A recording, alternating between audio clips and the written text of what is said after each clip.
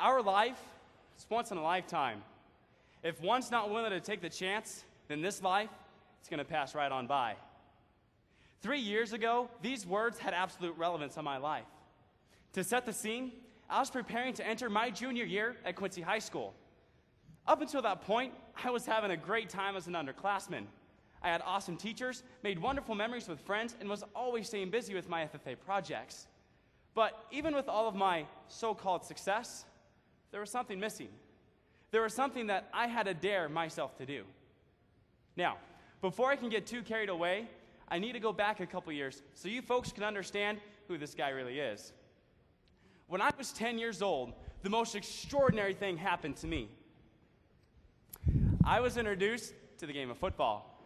Looking back to my first practice, I can still remember receiving my gear for the first time and slipping into my rather large shoulder pads. Gosh, there was a passion created that would last a lifetime. That first year, I started at center. I made block after block, pancaking defensive linemen and the occasional blitzing linebacker. Then the second year rolled around. I thought to myself, Jake, what in the heck are you doing in the trenches? You should try out for a specialty position. So I figured quarterback.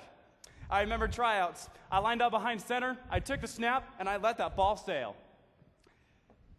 After that pass turned into the ugliest ball I have ever released from my fingertips, I was informed that I would remain on the line of scrimmage indefinitely. Sure, my initial reaction was disappointment, but I soon learned that heaven always has a plan. You see, halfway through that same year, I broke what would have been my throwing hand, and I got to spend the rest of that season terrorizing players with my right-handed club. Well, eventually that season ended, and I was so looking forward to that next year.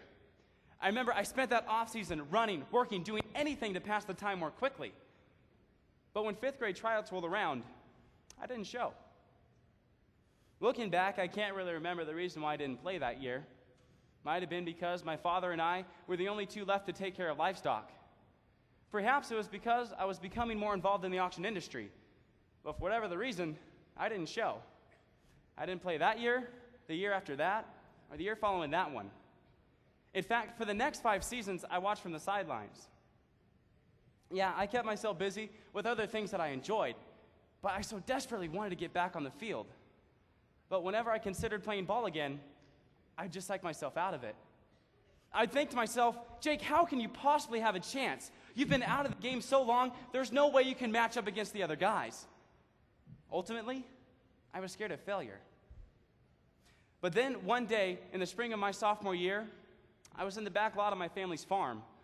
I was unloading feed or working in the barn when I suddenly realized I had 2 years left of eligibility.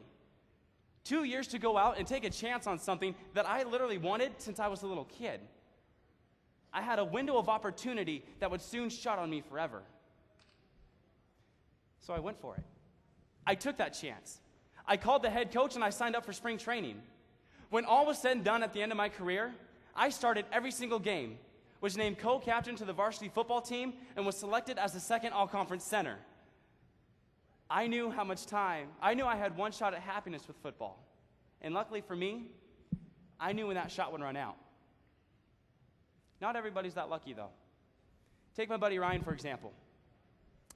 Ever since we first met as little kids in Sunday school, Ryan and I have been great buds. The reason Ryan and I clicked instantly is that guy's an even bigger football geek than I am. Growing up, football was life to Ryan. Whether it was playing in the backyard, collecting trading cards, or rooting for his beloved Boise State Broncos, shame on you. His time was consumed by it. By the time Ryan hit high school, he was over 6 foot tall and probably weighed more than 230 pounds. The dude was athletic, he was hefty, and he was quick. Ryan's motivation was the goal of receiving an athletic scholarship to his favorite team and eventually having a shot at the pros.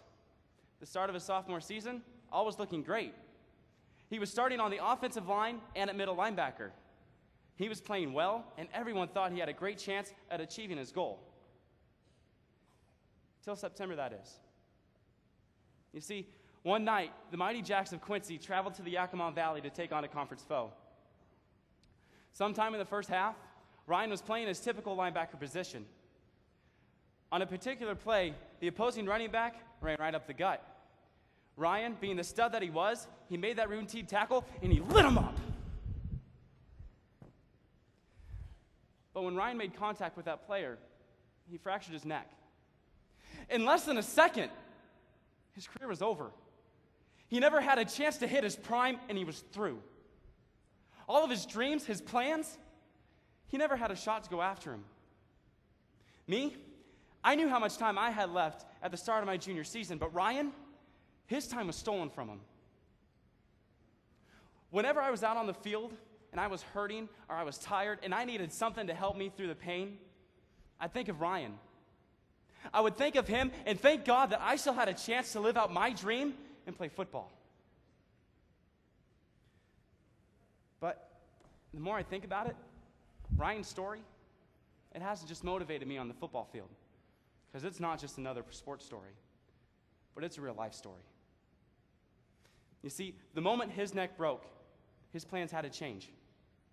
His body would no longer allow him to continue on the path he had chosen. Sure, it took Ryan a long while to recover, both physically and mentally.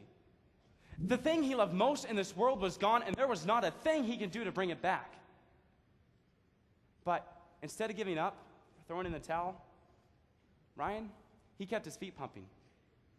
Yeah, his passion was stolen from him, but he found a new one. Before his accident, Ryan was a gifted musician, so he found his strength and he relied on it. He started playing guitar for our youth group worship team. After a very short while, he became our worship leader. But he wasn't satisfied with what he accomplished. He wanted to make a bigger difference. So Ryan, he talked with some of our pastors and became more involved with youth ministries. Ryan could talk and relate with students who felt like they lost everything. Ryan would tell his story in hopes that it would create a happier ending for theirs. Without even being an FFA member, Ryan lived out our motto, and he continues to do it today. He lives to serve. Simply put, Ryan, he's my hero. Because even when change in his life threatened to ruin him, he wouldn't stop until he got his life back to a place where he could be happy and successful. As young individuals, we usually have a select few people that we recognize as heroes. We look up to them and we try to imitate them to the best of our ability. I don't know about you folks, but I don't think I'm as strong as my hero. In fact, if I'm honest with you, I know I'm not. There are a select few things in this life that I hold near to my heart. My family, my friends, my job, hobbies. If I ever had to give any of these things up, I don't know how I'd recover. Sure, I'd have the support from those who love me, but at the end of the day, it would have to be my choice to recover. I would have to make the decision to remember the past, but not let it dictate my future. Ryan, he made that choice. Will we be able to? As young individuals, I think it's important we face reality that this life, it's not always fair, and it's almost never easy. There may be times where we hit rock bottom. Are we going to be able to climb back to the top? Are we going to be able to find heroes just like Ryan and use their stories to help motivate us through the pain? My prayer is we are. Because in addition to reality, we need to face the facts. As future agriculturalists, we're all familiar with the stat 9 billion by 2050. We know that we will be responsible for coming up with a system to feed more mouths with less amount of land. And if that's not challenging enough, we are charged with becoming the future leaders of tomorrow. That means we have to hold ourselves to a high standard of morals, integrity, and a strong work ethic. We have to be willing to keep moving even when those hard times come. We have to realize that those troublesome times, they will come. And when they come, we have to be willing to keep moving. When something blue comes unexpected that brings us pain, embrace the hurt and embrace the challenge, because it's in those moments of pain and adversity where we grow the most. Washington FFA, we don't know when our time will come. We don't know if or when our plans will change, and we don't know when our sand will run out.